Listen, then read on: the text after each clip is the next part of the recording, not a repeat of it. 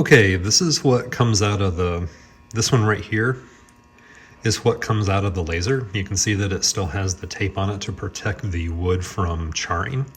But each of these little pieces get pushed out. So what I end up doing is I laser out one out of redwood, and then red oak. I'm sorry, and then I laser one out of walnut, and I switch the pieces out. So you end up with walnut, red oak, walnut, and red oak, and that's how the pattern stands out. So this is after the laser's been done and I've started pulling the pieces out. See these little pieces. What I'll do next, now these are the designs that I have, and I like the ones that I'll end up using are the ones that have the walnut border, because that's how the other cabinet doors start out. So they start out with walnut and then they work their way in. So I'll use the ones that have, I don't know what I'll do with these guys, but these are the ones that are going to get put into an inlay into the doors. The next thing I will do is I will cover these with masking tape so that these little pieces don't fall out. If I pick this thing up right now, let me do one that's a little less risky. If I pick this one up right now, it's not really connected. It's just sort of loose. So I'll tape them together and then I'll flip them over and sand the backside so that the glue has something to really grip onto, and make a hole in the door and pop them in and sand them down. So one of the things about lasers, even when they're really good lasers, is that they sometimes, if you're not careful with the settings, even if you use their automatic settings, it doesn't always cut all the way through. If you look at this guy, this is the back side. The light's in the wrong place. Let me see if I can get everybody dizzy. And then the light just goes out. All right, anyway. So there is it didn't cut all the way through. Where it started fine here, but it didn't cut all the way through. So I'm gonna try to do a bunch of sanding on the back of this to get down to where it actually did cut through, so I don't have to cut another one. Okay, well, these guys are now, I think I picked out the 4 that I'm going to use. And so the backs of them are, the material comes with it's like a coating over top of the wood. And so like a polyurethane kind of thing. And so I'm going to sand that off so that the glue has something to stick to. All right, so these are the backs of the designs I'm going to be using. So I have 5. I only have 4 spots, so I need to weed it down to. I need to weed one of them out. Here, let me move this so you can see But I've already got the inlay part cut here, and then I will do here is I'll sand the backs of these to get rid of the varnish, and I'll flip them upside down, and they will fit inside of these holes. So I'm debating over which ones I want to use. I think I may go with, I think I might leave this one out and go with these 4. I kind of like the simplicity of this one.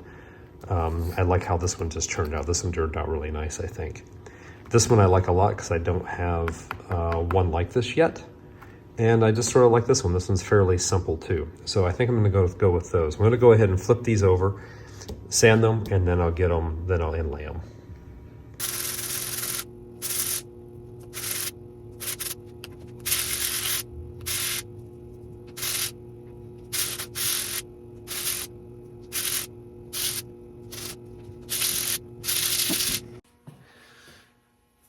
Okay, I've got 2 doors with their inlays in. This is one of them.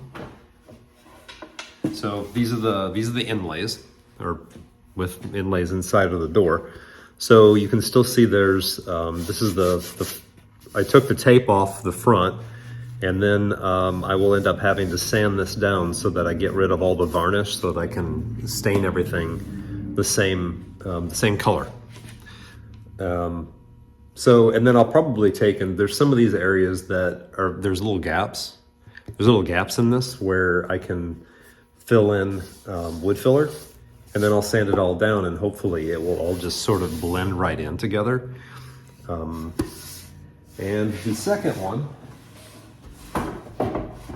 is this guy. Second one is this guy. And let me see if I can peel that off here. So I've got some glue on this guy. I got a little carried away with the glue. So I'll sand this one down, both of these down, probably do 220, sand it down to 220, and then I will, actually I have to put trim around the edges too. So the other two are right now, I glued them and I just clamped them down. So they should be done in probably about 20 minutes, at least enough to where I could sand them down. I don't spend an awful lot of time waiting for glue to dry. I'm like, 20 minutes is good enough. And I start doing whatever else I need. And I go with it for about everything. I've done most of my cabinets doing just 20 minutes at a time, waiting for glue to dry.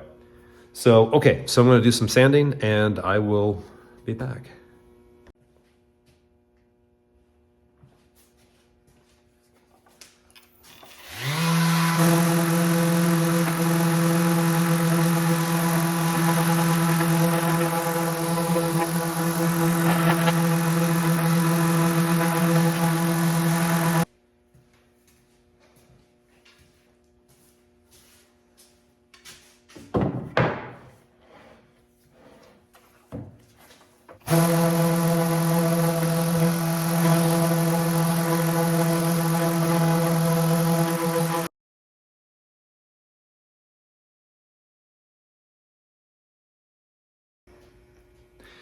Okay, all 4 inlays are done and they're put in the middle of the doors and they've all been sanded down. There has not been any stain or sealer put on it yet. I plan to use a shellac, which I enjoy a lot. So they all are about ready to, they're close to being ready to shellac.